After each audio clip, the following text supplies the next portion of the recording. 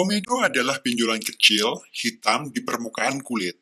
Warna hitam pada komedo tidak disebabkan oleh kotoran, melainkan oksidasi yang terjadi ketika pori tersumbat dan terpapar oleh udara.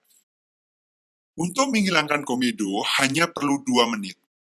Praktis, cepat, aman, dan ekonomis.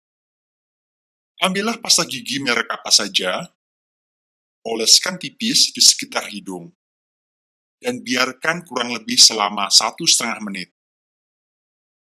Ketika pasta gigi mulai mengering, gunakan jari telunjuk dan gosokkan secara perlahan-lahan tanpa air. Ingat, tanpa air.